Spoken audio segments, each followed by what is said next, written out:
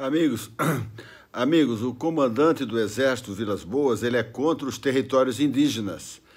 Você se lembra que ele foi lá no Senado e praticamente deu um esporro lá nos senadores, falando da situação calamitosa que está o Brasil em todos os sentidos e criticou os territórios indígenas e falou das nossas riquezas naturais, do contrabando, do roubo dos nossos minérios importantíssimos e raros, que o Brasil é um dos poucos que tem esses minérios, e falou do absurdo dos territórios indígenas que estão localizados bem em cima das nossas reservas de minérios raros.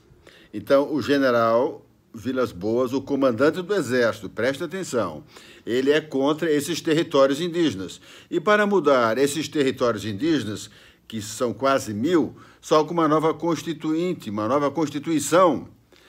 O Fernando Henrique Cardoso, através daquele Plano Nacional dos Direitos Humanos, eram reservas indígenas, que já eram até grandes. Aí criou os territórios indígenas, criou 100, o Lula 160, a Dilma 200 e pouco, e agora são mais 600, são quase 1.000 territórios indígenas, que ameaçam a integridade do nosso território brasileiro. Então, para mudar essas coisas fortes que nós precisamos mudar, nós precisamos de um regime militar. Por isso que eu espero que o Bolsonaro, pelo artigo 142, convoque as nossas Forças Armadas para promover uma intervenção militar aqui no Brasil e resolver esses problemas seríssimos e fazermos uma nova Constituição. O Brasil precisa mudar. Para mudar, meus amigos, tem que mudar. O povo está achando que já está ocorrendo um governo militar. Não é um governo militar, o governo é de políticos. O governo atual, que foi eleito, o Bolsonaro, que vai entrar agora dia 1º de janeiro, é um governo político, meus amigos. Um governo político é diferente de um regime militar.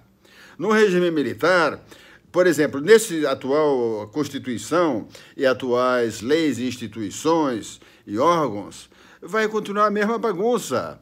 Um cara vai roubar lá 200 milhões, 500 milhões, o processo vai demorar 20 anos e ele vai morrer ou não vai ser preso, vai prescrever. A população brasileira está confusa, infelizmente.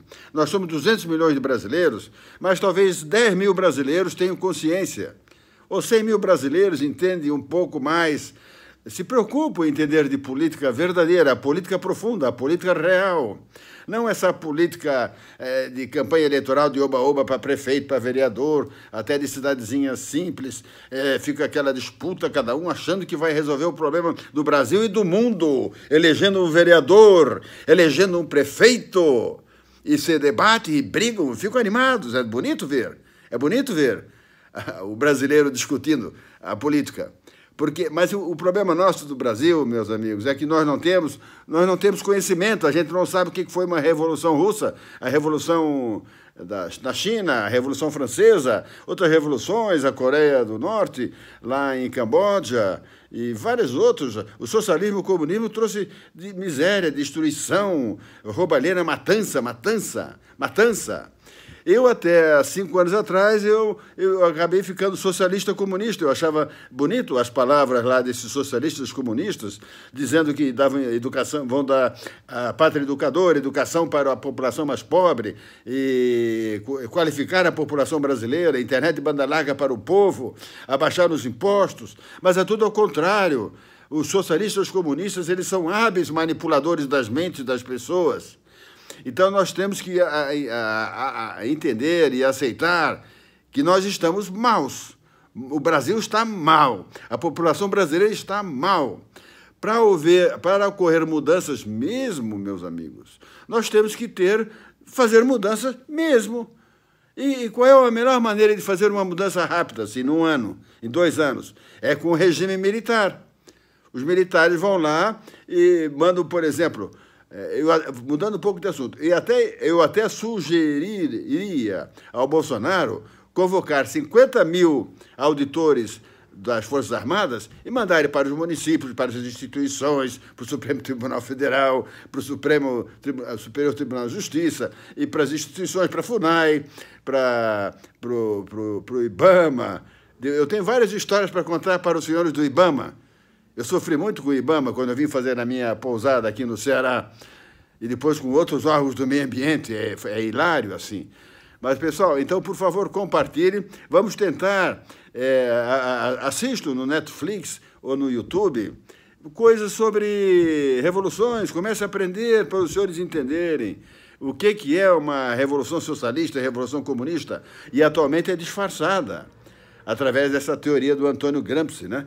Que preferiu mudar a moral de uma população inteira, de uma sociedade inteira, de um país inteiro, degradar a sociedade, degradar as instituições, degradar os professores, através de manipulação mental ou através mesmo de corrupção, de empregos bons de 18 mil, 20 mil, 25 mil. Esses professores universitários, a maioria são socialistas comunistas, a grande maioria, e fazem ali ensinam a ideologia socialista comunista, e o aluno indefeso, crescendo, né, na sua profissão, ao mesmo tempo orgulhoso de ter uma profissão, acaba achando aquele professor o máximo, as ideias dele.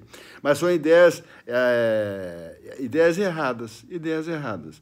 O socialismo e o comunismo são filosofias e ideologias políticas de administrar um país erradas.